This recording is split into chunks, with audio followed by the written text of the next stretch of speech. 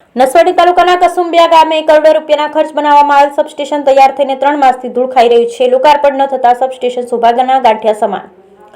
25 જેટલા ગામોમાં વીજ લાઇનના લોડ શેડિંગની સમસ્યાથી લોકો હેરાન પરેશાન। રાત્રિના ટાણે લાઇટો ગુલ થતા લોકોને મુશ્કેલી વેઠવાનો વારો। સરકારના મંત્રીઓ પાસે લોકાર્પણ માટે સમય જ નથી। નસવાડી ખાતે સબસ્ટેશન આવેલું છે, જેમાં તણખલા સુધી વીજ પુરવઠો નસવાડી સબસ્ટેશન ઉપરથી પૂરો પાડવામાં આવે છે। વીજ લાઇન લાંબી થતી હોવાથી 25થી વધુ ગામોને વીજ પુરવઠાની સમસ્યા રહે છે, કારણ કે વીજ લાઇન લાંબી છે। નસવાડીથી 15 કિલોમીટર વિસ્તારમાં વીજ લાઇન હોવાથી વારંવાર વીજ લાઇન ફોલ્ટ ઉપર જાય છે। આ સમસ્યાના ઉકેલ માટે નસવાડી તાલુકાના કસુંબિયા ખાતે કરોડો રૂપિયાનો ખર્ચ જેટકો વિભાગે સબસ્ટેશન બનાવ્યું। 1 વર્ષના વધુ સમય સુધી સબસ્ટેશન બનાવવાની કામગીરી તેમજ વીજ લાઇન ખેંચવાની કામગીરી અને અન્ય સબસ્ટેશનના ટ્રાન્સફોર્મર લગાવવાની કામગીરી ચાલી હતી।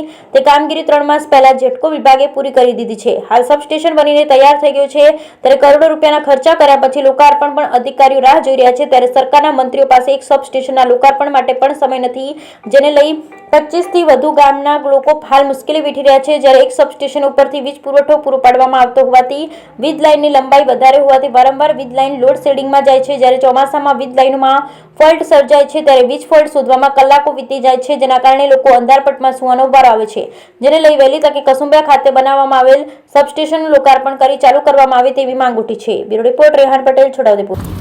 અહીંયા જે તણખલા ખાતે જે તણખલા સબસ્ટેશન બનેલું છે, એ સબસ્ટેશનની અંદર જલ્દીથી જલ્દી લોકાર્પણની રાહ જોયા વગર કામ ચાલુ થાય એવું અમારા આજુબાજુના આદિવાસી વિસ્તાર છે અને એ લોકોનું માનવું છે।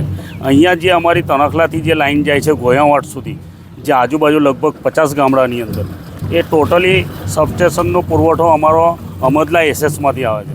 અમદલા એસએસમાંથી જે ઝાડીની વચ્ચેથી અમારી લાઈન આવે છે, તો અહીંયા જે વરસાદ પડે છે તો તરત જ લાઈન ફોલ્ટમાં જતી રહે છે અને 10-10, 12-12, 15-15 કલાક સુધી વીજ પુરવઠો અમારો બંધ થઈ જાય છે।